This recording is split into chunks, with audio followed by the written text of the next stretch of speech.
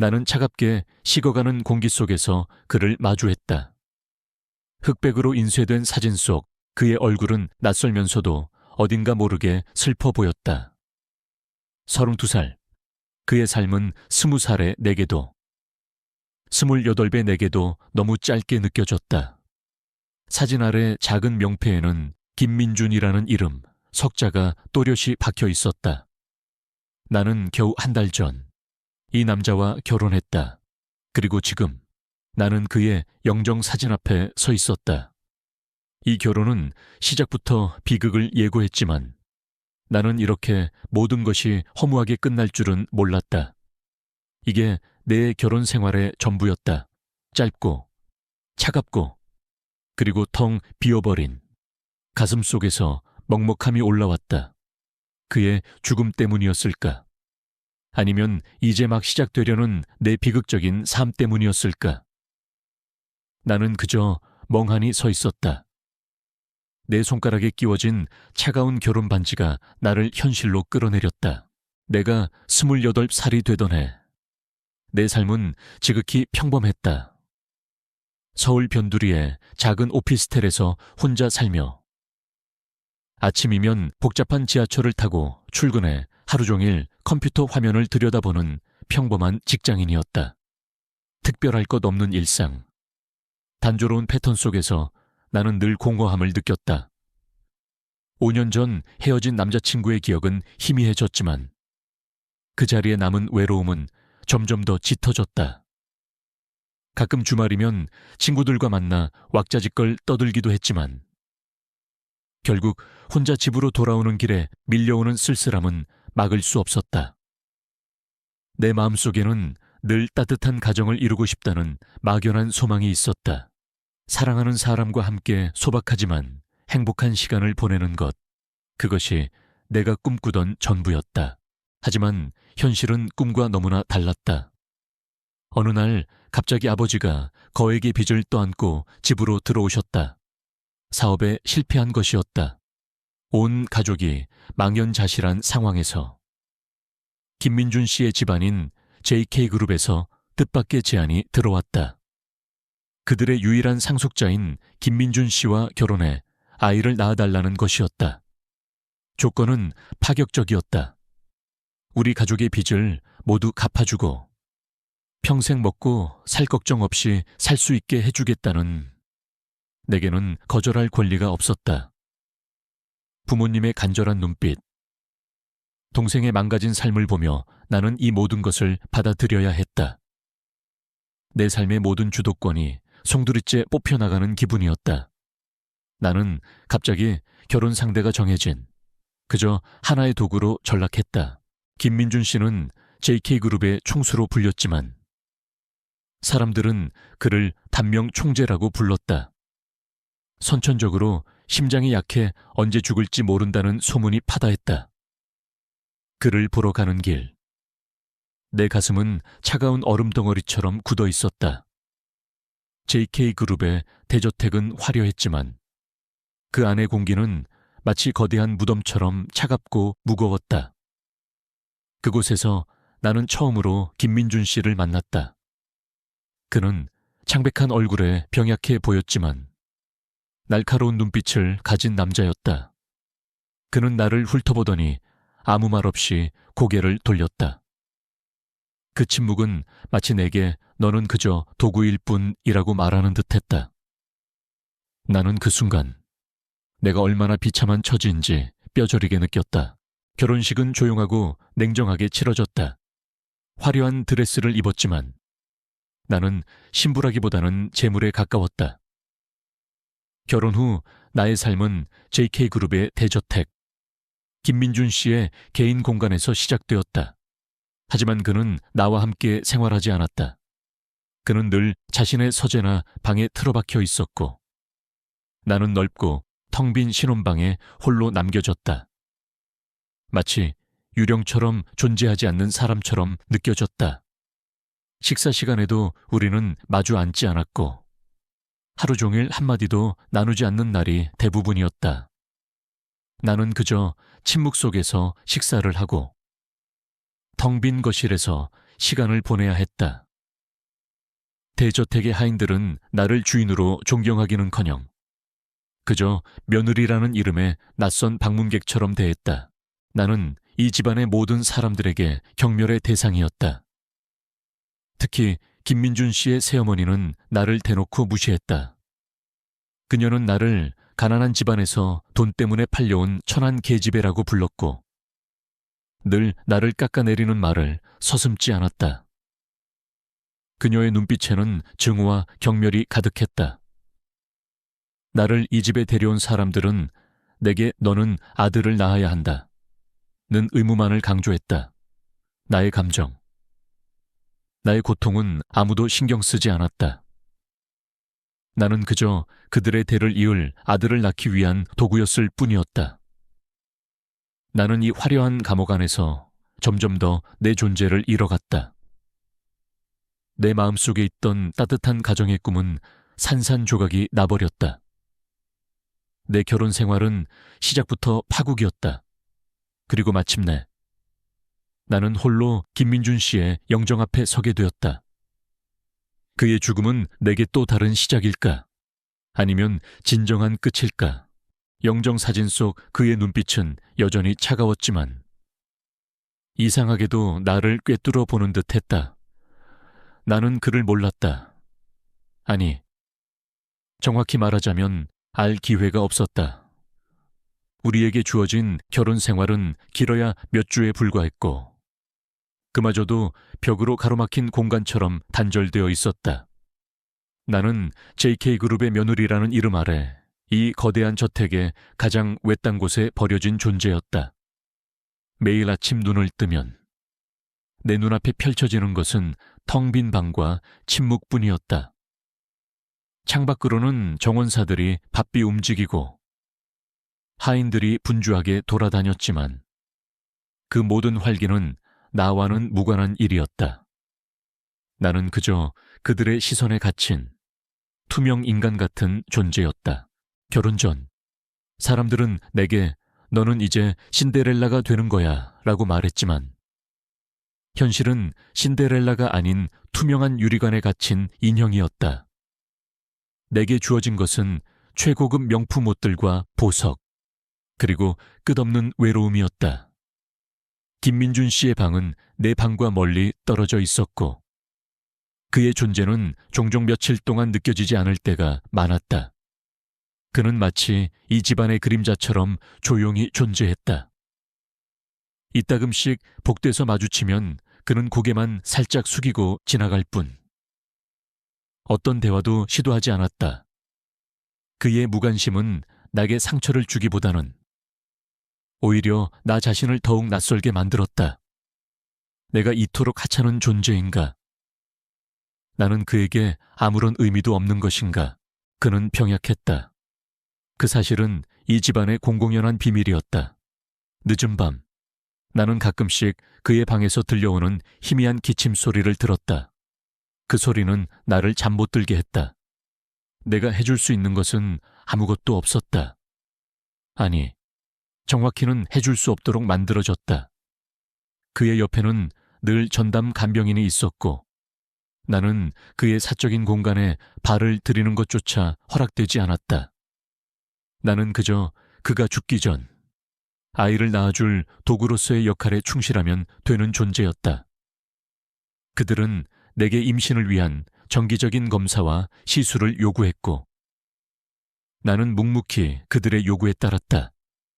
내 몸이 아니라 마치 그들의 소유물처럼 느껴졌다. JK그룹의 가족들은 나를 며느리로 인정하지 않았다. 특히 김민준 씨의 새어머니는 나를 향한 경멸을 숨기지 않았다. 그녀는 JK그룹의 회장인 김민준 씨의 아버지와 재혼한 후 자신의 아들을 후계자로 앉히고 싶어 했다. 그런 그녀에게 단명할 아들인 김민준 씨의 갑작스러운 결혼과 그 아이를 위한 노력은 눈엣가시 같은 존재였을 것이다. 그녀는 식사 시간마다 나를 비난하는 말을 쏟아냈다. 가난한 집안에서 온 주제에 어디서 감히 귀한 집안의 피를 더럽히려 드는지 몰라. 그녀의 말들은 칼날이 되어 내 심장을 찔렀다. 나는 그저 고개를 숙이고 아무 말 없이 식사를 마치는 수밖에 없었다. 김민준 씨의 작은아버지와 숙모들 역시 다르지 않았다. 그들은 늘 그의 재산을 노리고 있었고 그의 병약한 몸을 이용해 회사의 지분을 빼앗으려 했다. 그들은 내가 임신이라도 하면 그들의 계획에 방해가 될까봐 노심초사했다. 그들의 눈빛에는 위선과 욕망이 가득했다.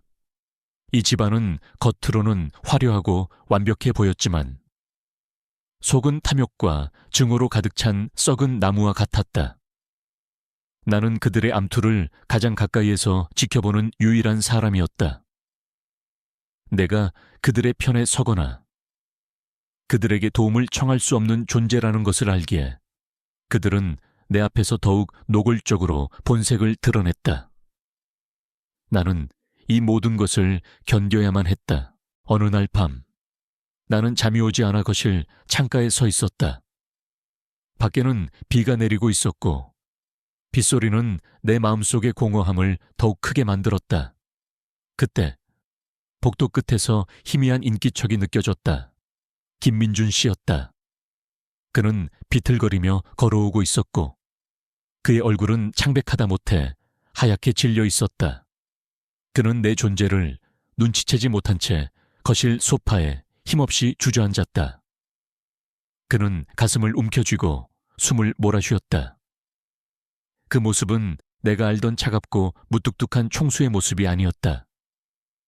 그것은 고통 속에서 절규하는 병약한 한 인간의 모습이었다. 그는 소리 없이 눈물을 흘리고 있었다. 그의 눈빛에는 삶에 대한 절망, 그리고 체념이 가득했다. 그 순간 나는 깨달았다. 그는 나처럼 이 집안의 희생양이었다는 것을. 그는 재산을 지키기 위한 도구였고 나는 그 아이를 낳기 위한 도구였다.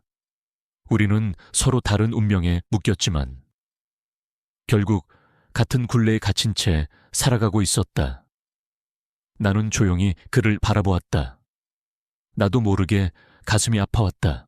그날 밤 나는 잠 못 이루고 그를 생각했다. 거실 소파에 힘없이 쓰러져 있던 그의 모습이 잊히지 않았다.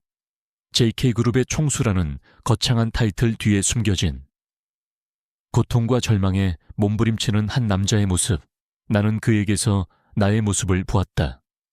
원치 않는 결혼에 떠밀려 와 가족의 짐을 덜어야 했던 나처럼 그 역시 감당하기 힘든 무게를 짊어지고 있었다.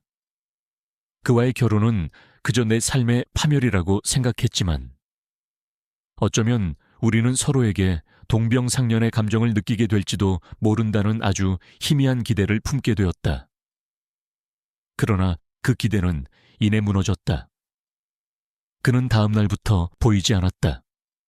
며칠 동안 나는 그를 기다렸지만 그는 나타나지 않았다. 나중에 들으니 그는 병세가 악화되어 개인 병실에 입원했다는 소문이 돌았다. 나는 다시 혼자가 되었다. 텅 빈 공간, 차가운 침묵, 나를 옥죄어오는 외로움과 비참함은 더욱 깊어졌다. 나는 그가 죽을지도 모른다는 생각에 불안해졌다. 그가 죽으면 나는 어떻게 되는 걸까? 이 결혼은 끝나는 걸까? 아니면 나는 과부의 신분으로 평생 이 집에서 아들을 낳기 위해 살아야 하는 걸까? 나는 미래에 대한 불확실성 속에서 하루하루를 보냈다. 나는 내가 가진 모든 것을 잃었다. 자유, 꿈, 그리고 나 자신. 이제 나에게 남은 것은 아무것도 없었다. 그러던 어느 날 나는 우연히 그의 서재를 지나게 되었다. 문이 살짝 열려 있었고 그 안에서 희미한 빛이 새어나오고 있었다. 나는 호기심을 이기지 못하고 조심스럽게 문을 열었다. 서재 안은 그의 흔적으로 가득했다. 책상 위에는 그가 읽다만 책과 서류들이 어지럽게 놓여 있었고 한쪽 벽면에는 빼곡하게 채워진 책장들이 있었다. 나는 천천히 서재 안을 둘러보았다. 그때 내 눈에 들어온 것은 한쪽 구석에 놓인 작은 액자였다. 액자 속에는 어린 소년의 모습이 담겨 있었다. 해맑게 웃고 있는 소년의 얼굴은 김민준 씨와 너무나도 닮아 있었다. 소년의 옆에는 다정한 미소를 짓고 있는 젊은 여인이 서 있었다. 아마 그의 어머니였을 것이다. 액자 아래에는 나의 사랑하는 아들, 민준이라는 글귀가 적혀 있었다. 나는 액자를 든 채 멍하니 서 있었다.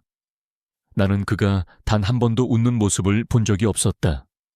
그는 늘 차갑고 무표정했다. 하지만 사진 속 소년의 모습은 너무나도 행복해 보였다. 나는 그제야 깨달았다. 그 역시 어린 시절에는 사랑받는 아이였을 것이라고. 그러나 병마와 가족들의 압박 속에서 그의 웃음은 사라져 버렸다는 것을 나는 알 수 없는 슬픔에 휩싸였다. 그가 겪었을 고통과 외로움이 마치 내 것인 양 느껴졌다. 나는 조용히 액자를 원래 자리에 내려놓았다. 그때 문이 열리고 누군가 들어왔다. 김민준 씨였다.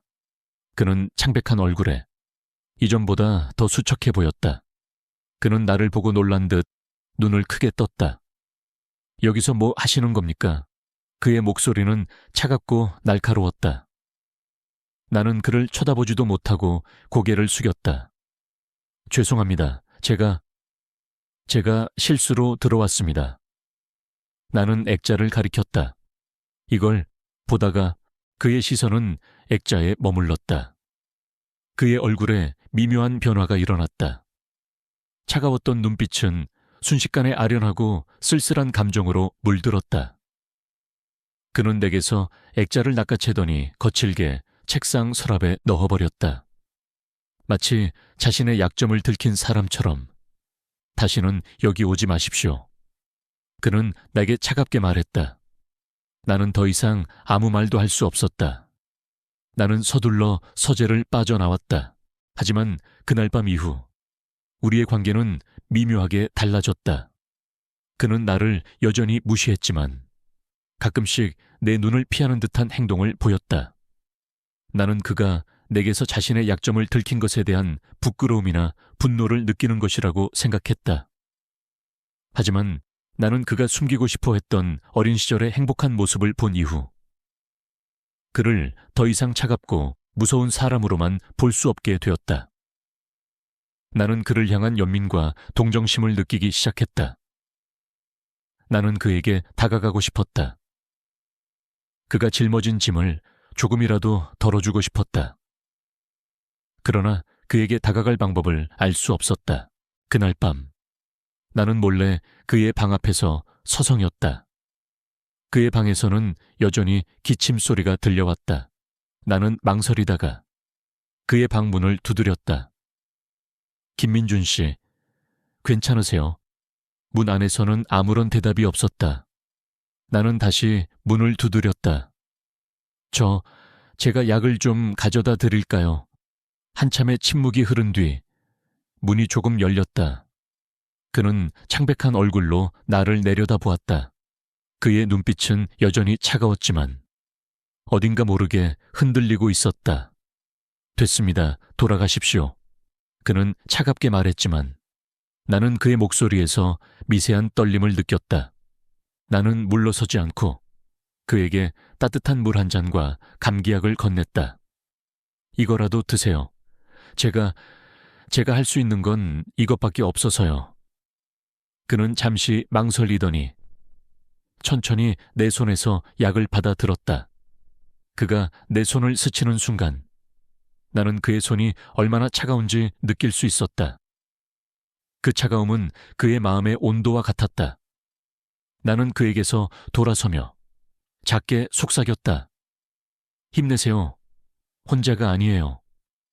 그는 아무 말도 하지 않았다.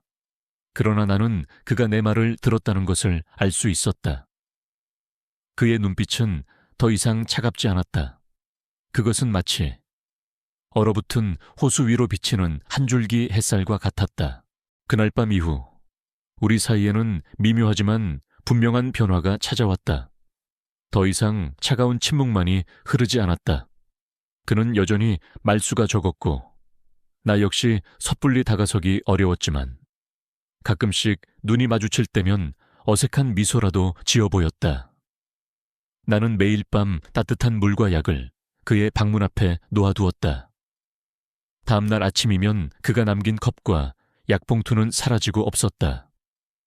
그것은 마치 우리가 서로에게 보내는 조심스러운 신호 같았다. 말로 표현할 수 없는 작은 배려와 관심. 나는 그 작은 교류 속에서 내가 이 집에서 완전히 혼자가 아니라는 위안을 얻었다. 어느 날 아침, 나는 그의 방 앞에서 우연히 그를 마주쳤다. 그는 내 손에 들린 따뜻한 차를 보고 잠시 멈칫했다. 고맙습니다. 그의 목소리는 여전히 낮고 무뚝뚝했지만 그 속에는 이전에는 없었던 진심이 담겨 있었다.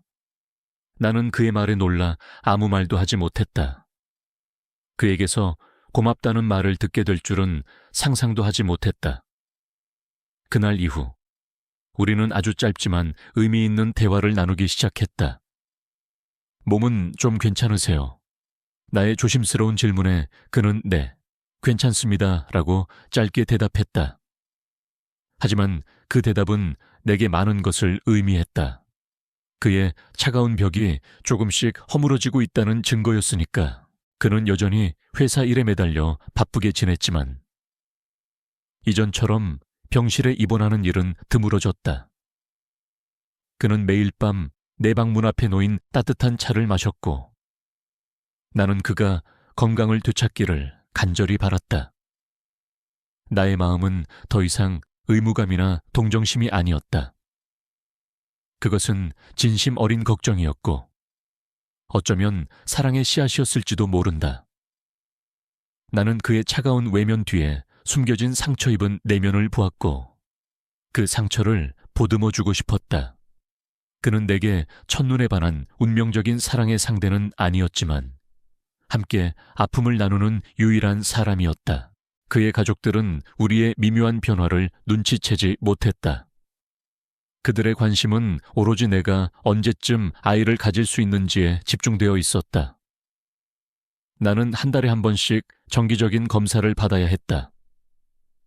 그들은 내가 임신하지 못할까봐 노심초사했고 그들의 불안은 내게 그대로 전해졌다.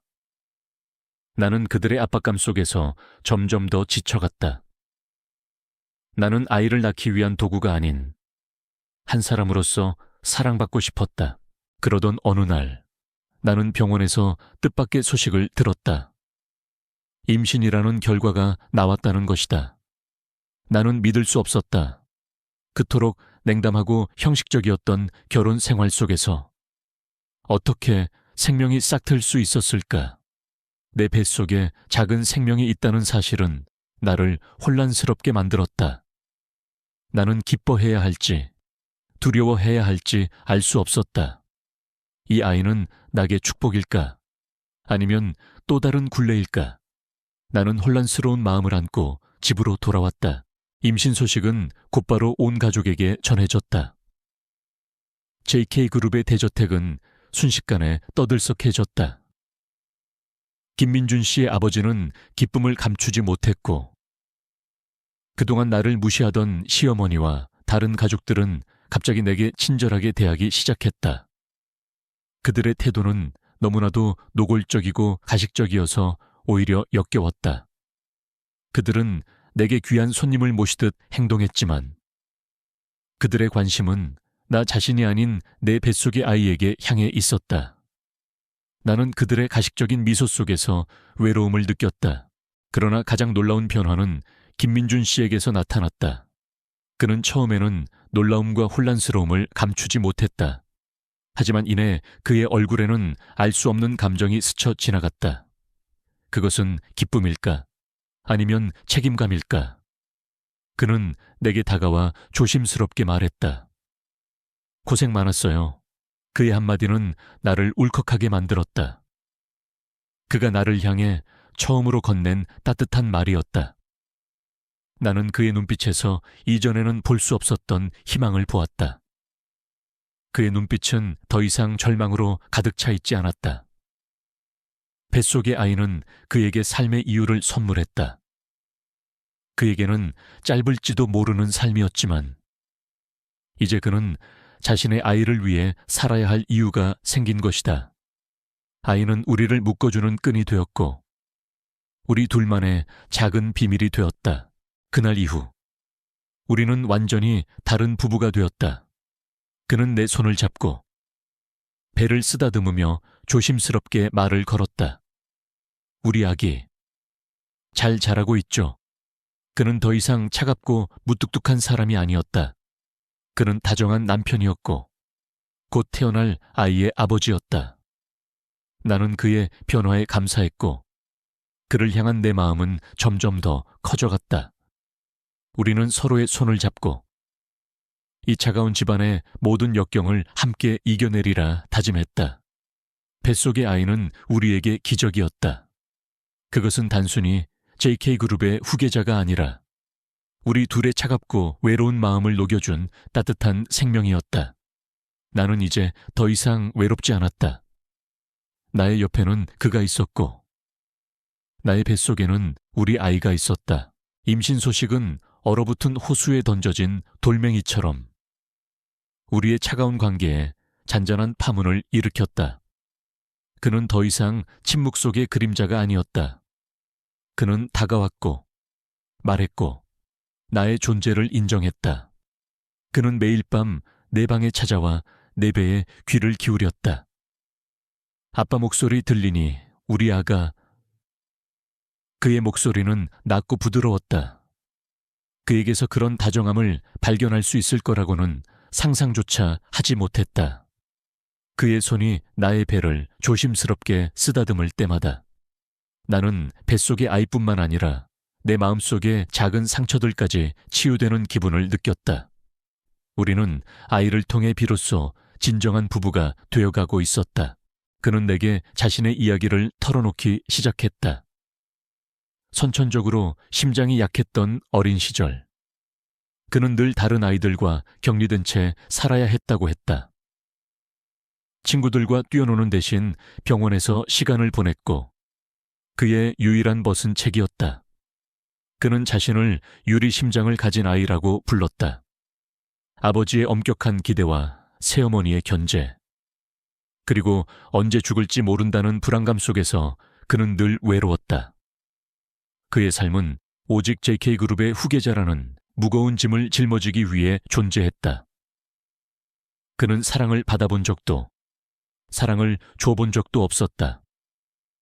그는 그저 살아남기 위해 차갑고 무뚝뚝하게 변할 수밖에 없었다고 했다. 난 늘 혼자였어요.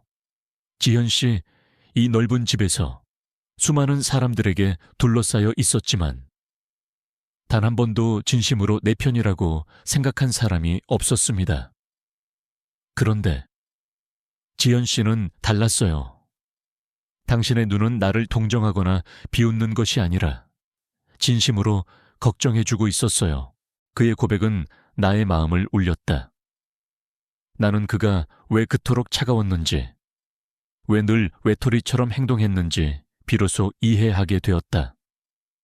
그는 나를 사랑해서 결혼한 것이 아니었지만 우리는 서로의 외로움과 아픔을 공유하며 특별한 유대감을 형성했다. 우리는 서로에게 유일한 안식처가 되어 주었다. 나는 그에게 걱정하지 마세요. 이제 혼자가 아니에요, 제가. 그리고 우리 아기가 당신 곁에 있잖아요. 라고 속삭였다. 그의 눈가가 촉촉해지는 것을 보았다. 그가 굳게 닫았던 마음의 문이 조금씩 열리고 있었다. 우리는 매일 밤 함께 저녁 식사를 했다. 처음에는 어색했지만 곧 우리는 서로에게 익숙해졌다. 그는 회사에서 있었던 일들을 이야기했고 나는 나의 평범한 일상을 이야기했다. 우리는 서로의 삶에 대해 알아가고 서로에게 맞춰가는 법을 배웠다. 그는 나를 위해 좋아하는 음식을 가져다 주었고 나는 그를 위해 건강에 좋은 차를 끓여 주었다. 우리의 관계는 거창한 사랑 고백이나 드라마틱한 사건 없이 일상 속의 작은 배려와 관심으로 천천히 깊어졌다. 우리는 서로에게 기대고 서로를 보듬어주는 법을 배웠다. 그러나 우리의 행복은 오래가지 못했다. 우리의 행복을 시샘하는 그림자들이 곳곳에 도사리고 있었다. 김민준 씨의 새어머니는 나의 임신 소식에 충격을 받았고 다른 가족들은 나를 경계하기 시작했다. 그들은 우리가 진정으로 서로를 사랑하게 될까봐 두려워했다. 그들의 목적은 오직 김민준 씨의 재산과 권력이지. 그의 행복이 아니었으니까 그들은 노골적으로 우리의 관계를 방해하려 들었다. 새어머니는 내게 감히 천안 출신 주제에 민준이의 사랑을 얻으려고 해 주제를 알아야지 라고 모욕적인 말을 퍼부었다. 다른 가족들은 내가 가난한 집안에서 온 것을 빌미로 끊임없이 나를 비난하고 깎아내렸다. 나는 그들의 비난에 맞서 싸울 힘이 없었다. 나는 그저 고개를 숙이고 뱃속의 아이를 지키기 위해 노력했다. 하지만 김민준 씨는 달랐다. 그는 더 이상 약한 사람이 아니었다. 그는 나를 보호하기 위해 나섰다. 어머니, 지연 씨는 제 아내입니다. 제 아이의 엄마이고요. 더 이상 지연 씨를 모욕하는 말을 하지 마세요. 그의 목소리는 단호했고 그의 눈빛은 흔들림이 없었다. 나는 그의 단호한 태도에 놀랐고 가슴이 벅차올랐다. 그는 나를 위해 그리고 우리 아이를 위해 싸우고 있었다. 나는 그에게서 이전에 보지 못했던 강인함을 발견했다. 그는 더 이상 병약하고 외로운 사람이 아니었다. 그는 나의 남편이었고 나의 가족이었다. 나는 그를 위해, 우리 아이를 위해 모든 것을 바칠 준비가 되어 있었다. 우리는 이제 함께였다. 행복은 너무나도 쉽게 부서지는 유리 조각과 같았다. 우리 가족의 행복을 시샘하던 어둠의 그림자는 결국 우리를 덮쳤다. 민준 씨가 갑자기 쓰러진 것이다. 그는 회사에서 회의를 하던 도중 극심한 고통을 호소하며 의식을 잃었다. 병원으로 실려간 그를 보며 나는 심장이 멎는 듯한 충격을 받았다. 의사는 그의 상태가 매우 심각하다고 했다. 그의 심장은 이미 한계에 다다른 상태였고 지금까지 버텨온 것이 기적에 가까웠다고 했다. 그의 병세는 우리가 그동안 잊고 있었던 그의 삶을 갉아먹는 현실이었다. 나는 그의 병실 앞에서 한없이 무력해졌다. 뱃속의 아이는 무럭무럭 자라고 있었지만 아이의 아버지는 생사의 기로에 서 있었다. 나는 그의 손을 잡고 눈물을 흘렸다. 민준 씨, 제발 우리 곁을 떠나지 마세요. 당신 없이는 저 혼자서는 아무것도 할 수 없어요. 우리 아이를 위해서라도 제발 눈을 뜨세요. 나의 간절한 외침에도 그는 미동조차 하지 않았다. 그의 얼굴은 병색이 완연했고 그의 숨소리는 힘겨웠다. 그의 가족들은 내가 임신했다는 사실조차 잊은 듯했다. 그들은 오로지 회사 지분과 재산에만 관심을 두었다.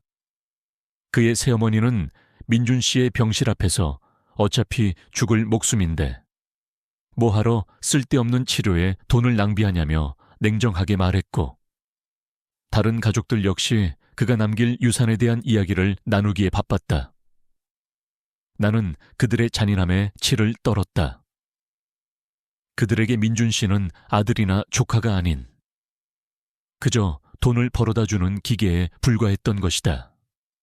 나는 그들을 향해 소리치고 싶었지만 목소리가 나오지 않았다.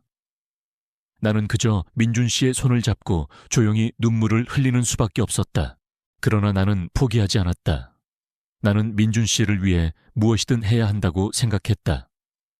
나는 병원 기록을 샅샅이 뒤졌고 그의 병에 대해 끊임없이 공부했다.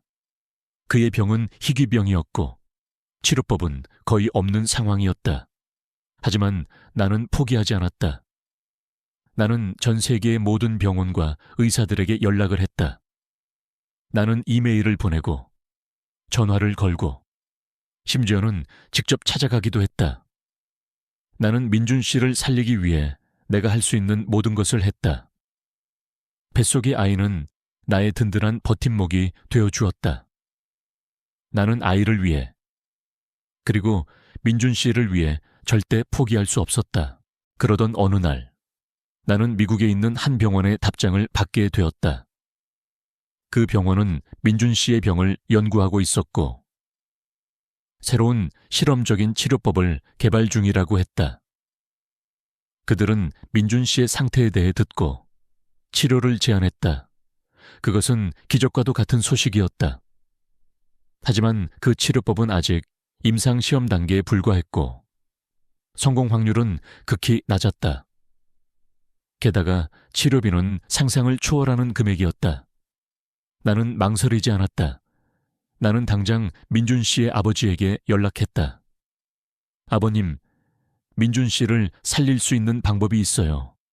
미국에 있는 병원에서 새로운 치료법을 제안했어요. 민준 씨의 아버지는 처음에는 반신반의했지만 나의 간절한 눈빛을 보고 결국 나의 제안을 받아들였다. 나는 민준 씨와 함께 미국으로 떠날 준비를 했다. 그의 가족들은 내가 그를 데리고 가려는 것을 반대했다. 그들은 내가 재산을 노리고 그를 해외로 빼돌리려 한다고 비난했다. 심지어 새어머니는 어차피 죽을 사람, 그냥 조용히 보내주자며 막말을 퍼부었다. 나는 그들의 비난을 모두 무시했다. 나는 오로지 민준 씨의 생명만을 생각했다. 미국으로 가는 비행기 안에서 나는 민준 씨의 손을 잡고 조용히 속삭였다. 민준 씨, 우리 아기가 당신을 기다리고 있어요. 당신은 꼭 살아 돌아와야 해요. 우리 아이에게 아빠의 사랑을 보여줘야죠. 그의 심장은 여전히 약했지만 그의 손은 나의 손을 놓지 않았다. 그는 나의 손을 꼭 잡고 있었다. 그것은 마치 나에게 포기하지 않겠다고 약속하는 듯 했다. 나는 그를 위해, 우리 아이를 위해 모든 것을 바칠 준비가 되어 있었다. 나는 그의 손을 잡고 희미한 희망의 빛을 향해 나아갔다. 우리의 앞날은 여전히 불확실했지만 나는 더 이상 두렵지 않았다. 나의 곁에는 사랑하는 사람이 있었고 나의 뱃속에는 우리의 희망이 있었다. 나는 그 희망을 놓지 않고 끝까지 싸워나갈 것이다. 미국에서의 시간은 절망과 희망의 경계선 위를 걷는 나날이었다. 민준 씨는 매일같이 힘겨운 치료를 견뎌냈다. 그의 몸은 점점 더 말라갔고 그의 얼굴에는 고통의 흔적이 역력했다. 나는 그런 그를 옆에서 지켜보며 아무것도 해줄 수 없다는 사실에 절망했다. 밤마다 나는 민준 씨가 깨어나지 않을까 두려워 잠 못 이루고 그의 손을 잡았다. 그의 손은 늘 차가웠지만 나는 그의 손에서 희미한 온기를 느끼려 애썼다. 하지만 민준 씨는 포기하지 않았다. 그는 내가 그의 옆에 있다는 사실만으로도 큰 힘을 얻는 듯했다. 그는 매일 아침 눈을 뜨자마자 나의 배에 손을 얹고 조심스럽게 속삭였다. 우리 아가, 아빠는 괜찮아. 꼭 살아 돌아갈게. 그의 말은 내게 희망을 주었고 나는 그 희망을 붙잡고 버텨냈다. 우리는 서로에게 유일한 의지처가 되어 주었다. 그러던 어느 날 기적이 일어났다. 민준 씨의 상태가 호전되기 시작한 것이다. 의사는 그의 심장이 놀라울 정도로 강해지고 있다며 이대로라면 완치까지는 아니더라도 일상생활이 가능할 정도로 회복될 수 있을 것이라고 했다. 우리는 서로를 부둥켜 안고 눈물을 흘렸다. 그것은 기쁨의 눈물이었다. 우리는 절망 속에서 피어난 희망의 꽃을 보았고 그 꽃은 우리의 삶을 완전히 바꿔놓았다. 민준 씨는 더 이상 단명 총재가 아니었다. 그는 이제 나의 남편이었고 우리 아이의 아버지였다. 민준 씨의 회복 소식은 한국에 있는 JK그룹에도 전해졌다. 그의 가족들은 처음에는 믿지 못했지만 의사의 진단서를 확인하고 나서야 겨우 믿음을 가졌다. 그들의 태도는 180도 바뀌었다. 특히 민준 씨의 새어머니는 매일같이 전화해 며느리, 우리 민준이 잘 부탁한다며 살갑게 대했다. 나는 그녀의 가식적인 태도에 역겨움을 느꼈지만 굳이 그녀의 비위를 맞추려 애쓰지 않았다. 이제 나는 그들의 비난에 굴복하는 약한 존재가 아니었으니까 민준 씨의 회복 소식과 함께 그의 가족들은 나를 다시 보기 시작했다. 특히 민준 씨의 외숙모는 나와 연락을 취하며 나를 도와주기 시작했다. 그녀는 민준 씨가 아플 때마다 늘 그의 편에 서주었던 몇 안 되는 가족 중 한 명이었다. 그녀는 내게 지현아, 너는 정말 민준이의 생명의 은인이야. 너 덕분에 민준이가 살아 돌아올 수 있었어. 우리 가족은 너에게 정말 고마워해야 해 라고 말했다. 나는 그녀의 진심 어린 말에 감동했다. 나는 그녀에게서 진정한 가족의 따뜻함을 느꼈다. 민준 씨가 완치에 가까워지자 우리는 한국으로 돌아가기로 했다. 공항에는 그의 가족들이 마중을 나와 있었다. 그들은 모두 환한 미소를 지으며 우리를 반겼다. 특히 민준 씨의 아버지는 나를 보고 지현아, 고생 많았다. 네가 우리 민준이를 살렸다. 정말 고맙다 라며 나를 안아주었다. 나는 그의 따뜻한 포옹에 그동안의 서러움이 눈 녹듯 사라지는 것을 느꼈다. 나는 이제 그들의 며느리가 아니라 그들의 가족이었다. 하지만 민준 씨의 새어머니와 다른 가족들은 여전히 나를 경계하는 눈빛을 숨기지 못했다. 그들은 민준 씨의 회복과 나의 임신이 자신들의 입지를 위협한다고 생각했다. 그러나 민준 씨는 더 이상 그들의 눈치를 보지 않았다. 그는 회장직에 복귀하자마자 자신의 권력을 이용해 가족들의 비리와 부정을 모두 조사했다. 그의 새어머니와 다른 가족들의 탐욕은 모두 만천에 드러났고 그들은 결국 모든 직위에서 물러나게 되었다. 민준 씨는 더 이상 그들에게 휘둘리지 않았다. 그는 오로지 자신의 가족, 즉 나와 우리 아이만을 생각했다. 나는 이제 JK그룹의 안주인이 되었다. 하지만 나의 삶은 이전과 완전히 달랐다. 나는 더 이상 그들의 눈치를 보며 살지 않았다. 나는 민준 씨와 함께 행복한 가정을 꾸려나가고 있었다. 나는 매일 아침 그에게 따뜻한 아침 식사를 차려주었고 그는 회사에서 있었던 일들을 내게 이야기해 주었다. 우리는 서로에게 진정한 의미의 가족이 되어 주었다. 나는 이제 더 이상 외롭지 않았다. 나의 곁에는 민준 씨가 있었고 나의 뱃속에는 우리 아이가 있었다. 나의 삶은 이제 비로소 완벽해지고 있었다. 시간은 흘렀고 나는 드디어 엄마가 되었다. 아이는 건강하고 예뻤다. 민준 씨와 나의 눈을 모두 닮은 크고 동그란 눈을 가진 사랑스러운 딸이었다. 아이의 울음소리는 이 차가운 대저택에 처음으로 따뜻한 생명력을 불어넣었다. 민준 씨는 아이를 품에 안고 눈물을 흘렸다. 나는 그가 우는 모습을 처음 보았다. 그 눈물은 고통이나 슬픔의 눈물이 아니었다. 그것은 기쁨과 감사의 눈물이었다. 그는 아이에게 아빠의 기적, 아빠의 희망이라고 속삭였다. 나는 그 모습을 보며 가슴이 벅차올랐다. 우리 아이는 단순한 후계자가 아니라 민준 씨에게 새로운 삶을 선물한 존재였다. 민준 씨는 아이에게 헌신적인 아빠였다. 그는 바쁜 회사 생활 중에도 틈틈이 시간을 내어 아이와 놀아주었고 아이를 위해 동화책을 읽어주었다. 그는 아이에게 세상에서 가장 다정한 아빠였다. 그는 더 이상 외톨이가 아니었다. 그는 이제 사랑하는 아내와 사랑스러운 딸을 가진 한 가정의 가장이었다. 나는 그런 민준 씨의 모습을 보며 행복했다. 나는 나의 삶이 비로소 완전해졌다고 느꼈다. 민준 씨의 가족들 역시 아이의 탄생을 축복했다. 민준 씨의 아버지는 아이를 보며 우리 가문에 드디어 희망이 찾아왔다며 기뻐했다.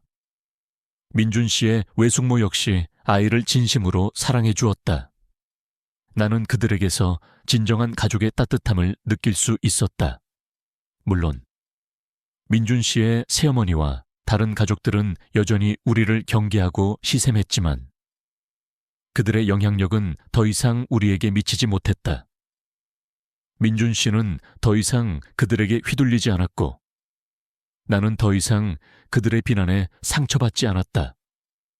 우리는 서로를 지키고 서로를 사랑하는 법을 배웠다. 아이를 키우면서 나는 민준 씨와 더욱 깊은 유대감을 형성했다. 우리는 육아의 기쁨과 어려움을 함께 나누었고 서로에게 힘이 되어 주었다.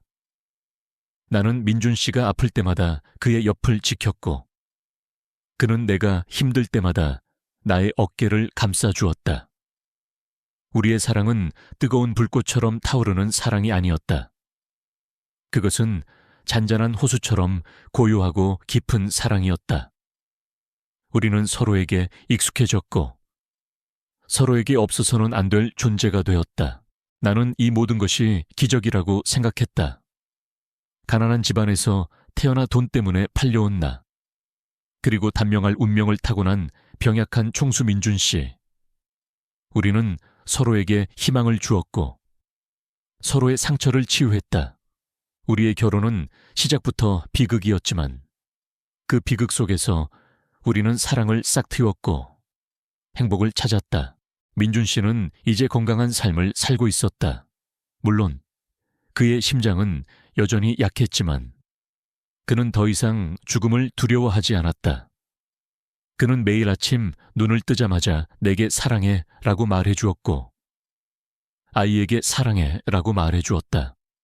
그는 이제 사랑을 표현하는 법을 배웠다. 나는 그런 민준 씨를 보며 감사했다. 나의 삶은 이제 더 이상 외롭지 않았고 공허하지 않았다. 나의 곁에는 사랑하는 남편이 있었고 사랑스러운 딸이 있었다. 우리는 이제 함께였다. 세월은 잔잔한 강물처럼 흘렀다.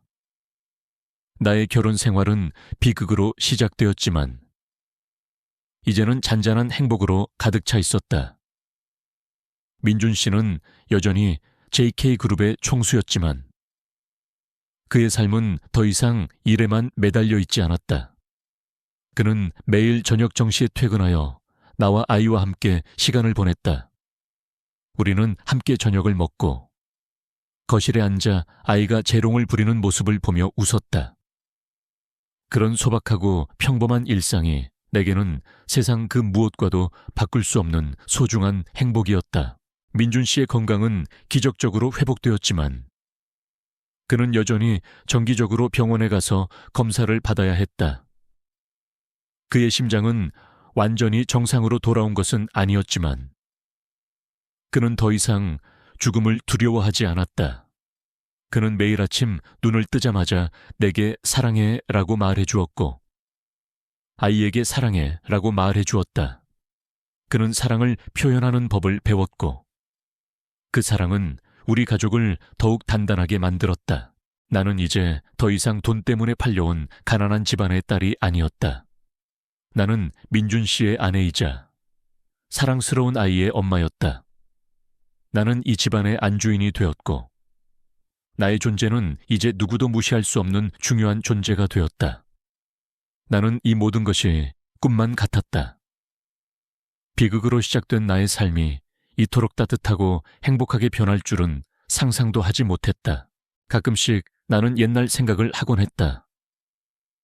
처음 이 집에 들어왔을 때의 나의 모습, 차갑고 외로웠던 나의 모습. 나는 그 시절의 나를 생각하면 마음이 아팠지만 이내 미소를 지었다.